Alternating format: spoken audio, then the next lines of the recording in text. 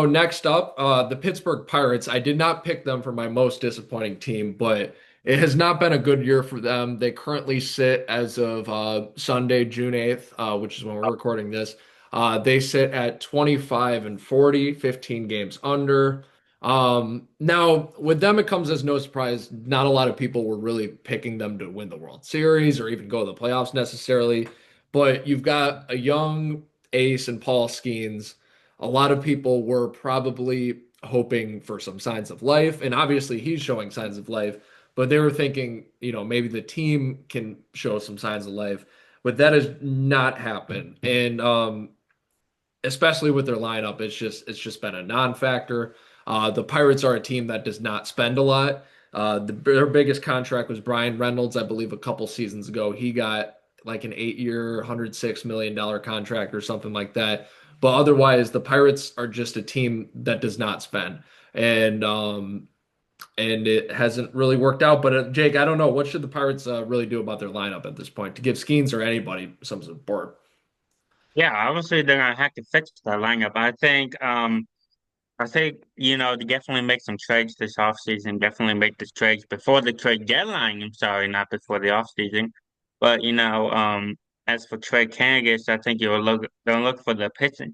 To the pitching side, I think the Pirates will look and should look for shooters for Max Keller. I know he's been really good for the Pirates, but get some offense for Paul Skeens. Maybe look at trading Andrew McCutchen, look at trading Brian Reynolds, look at trading O'Neal Cruz, get some good, prospects or MLB pieces for in return to, hopefully get Paul Skeens the NFL Young and winning a winning record because right now he's sitting at 4-6 with an ERA of 1.86. That's good enough to win the NFL Young, but he's not getting any offensive production from his ball club. And speaking of Paul Skeens, today he just went 7 and 2/3 innings, only allowing one run, which was unearned, and struck out seven in a win against the Philadelphia Phillies. So the Pirates are 24, 26 and 40 as we speak, not 25 and 40. All right, so the Pirates get the win today. And Paul Skeens, what, 1.8 or 1.6? I forget what you said. Like that's ERA. That is just good enough to be the best pitcher in the league, possibly. I know we talked a little bit in the Cy Young discussion, but his strikeout numbers have dropped a little bit since last year, but that ERA is spot on. That just tells you the level of pitching he's at. And I think when you look at a team like the Pirates, like a decade ago when McCutchen was the face of the Pirates, Andrew McCutchen, the nice hitting center fielder who would make some great defensive plays. When they were winning, and then so that was like 10, 12 years ago now.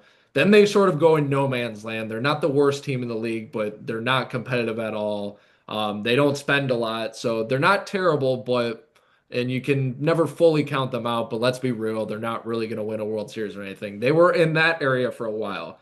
And then 2024 comes along and Paul Skeens gets called up. And I do believe that changes a lot because there's really two options for the Pirates. It's either one, you have Paul Skeens, so now it's time to spend, or two, you unfortunately give up and trade Paul Skeens very early into his career to a bigger market team. And I'm worried they're going towards the second one.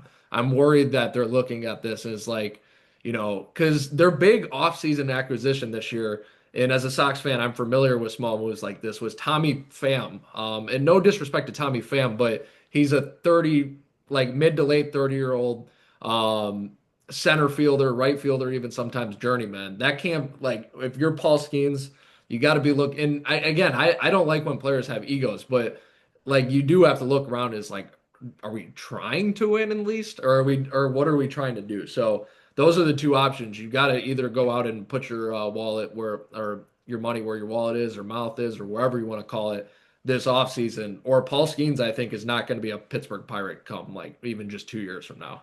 Um, And as of no, Paul Skeens' 1.86 ERA is still sixth in the MLB.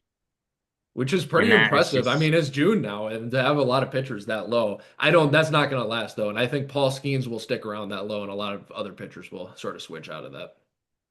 Yeah, I think Max Fried is one of the ones that would definitely stay up top as he is currently number four with a 1.78 ERA. The other four are Hunter Brown, 1.82, Hogai Singa, 1.59, Nathan Eovaldi, 1.56, and Chris Bubik, who we were just talking about earlier, with a 1.43 ERA.